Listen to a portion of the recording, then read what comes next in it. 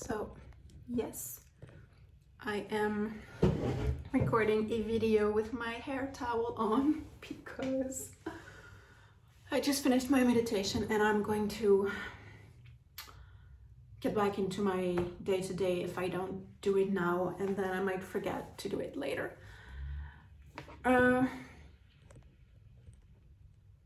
Today, for a change,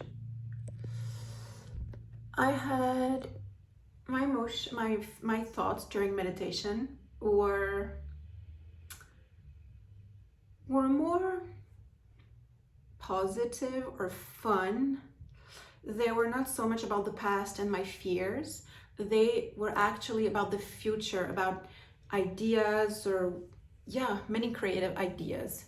So I'm gonna take a breath here. I seem to be speaking fast. I sat for an hour and a half today because every day I keep saying that feels like 1 hour is not enough and I would need more. And I actually did a 11 minutes breath work session before the 1 hour and a half. I do Wim Hof breath work. I really enjoy it.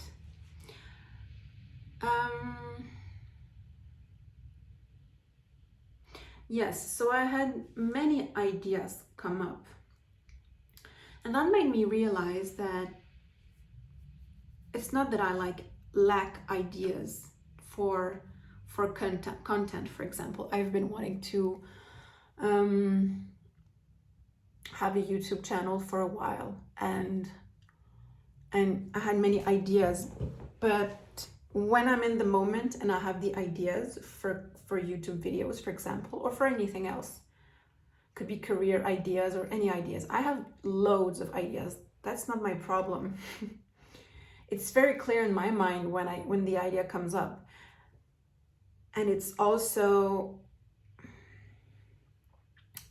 coming at the same time. I'm very right-brained. You know the difference between left-brained and right-brained? Left-brained people see things in order, in a linear fashion, like a to-do list. Right-brained people, you can see it as a ball of yarn that's all tangled up.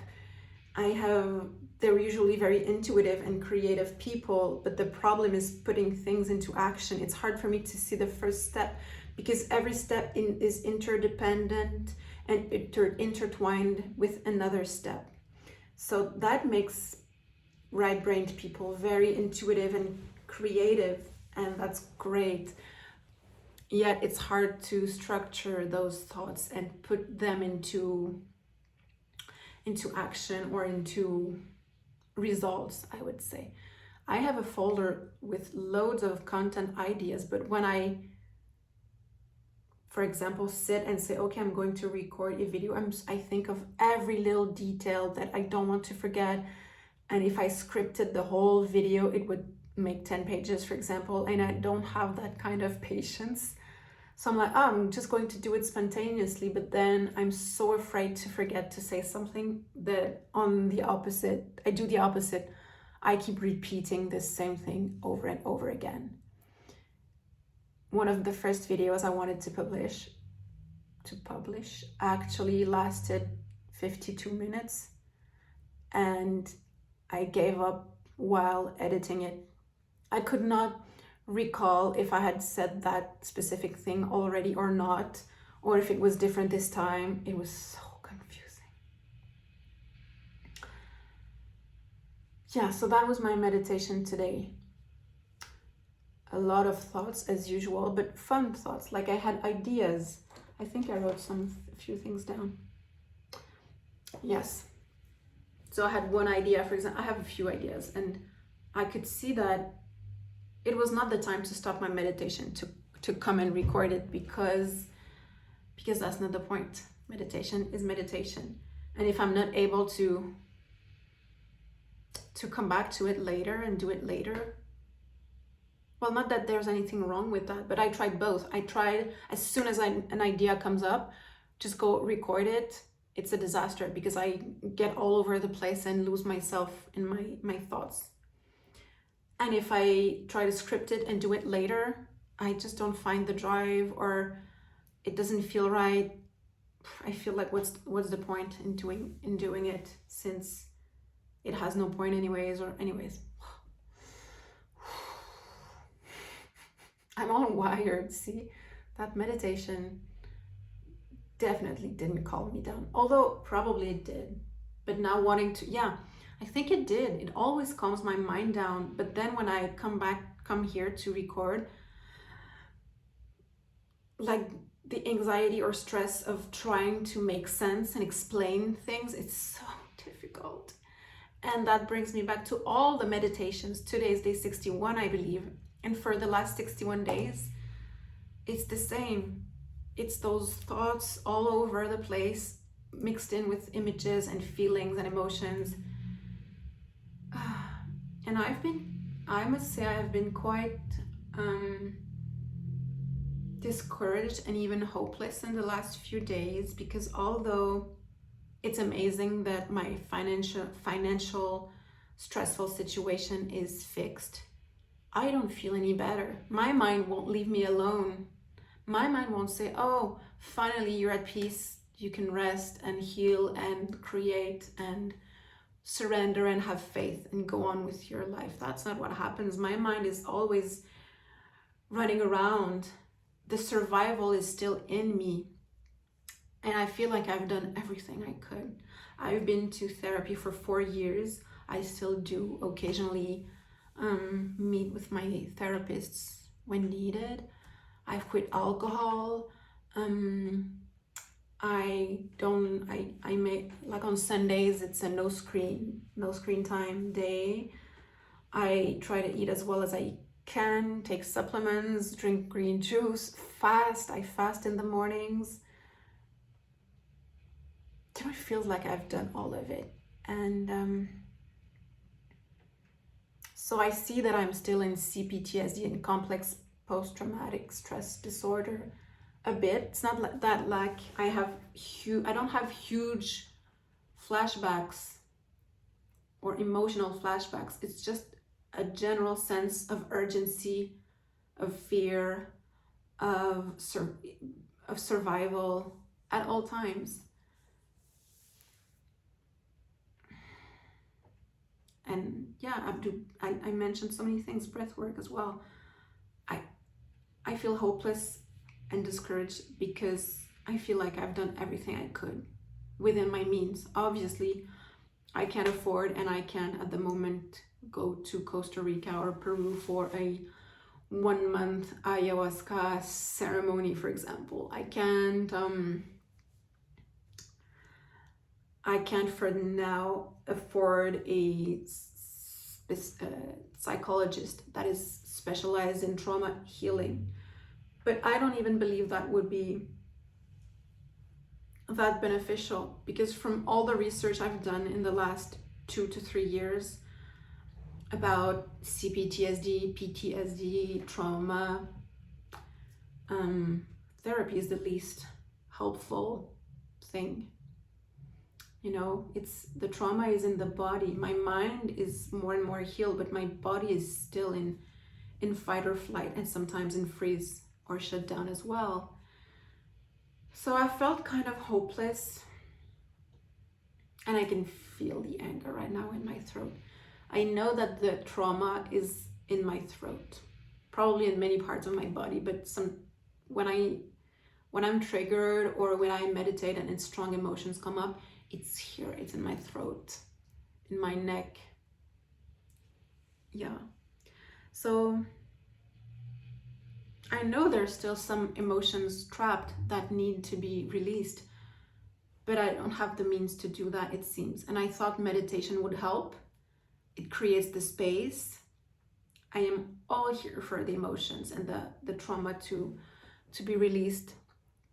And it doesn't come up. My subconscious mind won't let it come out. Yeah. Like something is, I don't know, something is blocked. Or so I felt discouraged. You know, the trauma won't come up with a trusted therapist. My therapist I love very much, dearly. She helps me a lot and I feel so safe with her, yet not enough safe to to let my subconscious, my body doesn't feel safe enough, I guess. And with myself either, when I'm all alone with myself, although I've been working for years at being more loving towards myself, my inner child, for example, for some reason, I still don't feel able to access those repressed emotions. But there's one more, hopefully. Yeah, something always comes up and my mind is always says, yeah, but it never worked. You always try something new and it never works. And that's kind of true. It's never the whole full deal, but still there's improvement. But I'm like, the improvement is so slow. At that point, at that space, I'm still going to be traumatized at 80 and I'm 38 now and I'm freaking tired of being unhappy, fearful. I don't live right now. I'm surviving. I'm always anxious, stressed, fearful about anything. You know, I'm questioning with my daughter about a potential move for her high school, and I'm just overwhelmed with my fears of staying, fears of going, and I can't seem to take a decision. I can't seem to think clearly. It's just confusion and fears all the time. But so all that to say, I've been curious about microdosing psilocybin mushrooms for a while. And at first I was like, no, this is denial. This is like escaping reality. Don't do that. You're sober now. But yet I know better. I've read about that before and I used them in the past as well for healing, specifically my trauma. Mushrooms have a lot to do with my childhood memories returning. And anyways, I'm not going to get into that. But in the last few days, I have watched, I must say, dozens of hours of content, whether it be research or testimonials from people, especially one woman who also has CPTSD. And I felt, you know, I related to her very much because she's not like this tech guy from Silicon Valley in California wanting to be a better entrepreneur. I don't relate to that, but that woman, that girl, I really related to her story and how it helped her. So I binge watched all of her YouTube videos and someone else as well, a few others. So I am going to try that. I'm really looking forward to it. Obviously I have expectations and I know I've tried psilocybin before. I know that it's not necessarily comfortable, or it's not necessarily, it probably won't uplift my mood instantaneously, but it will definitely help the emotions come up more. Anyways, I'm not going to get into all the benefits and how it works because I probably won't have the right words and it would be too long. It's already been 13 minutes, so it would take too long, but I am going to try that.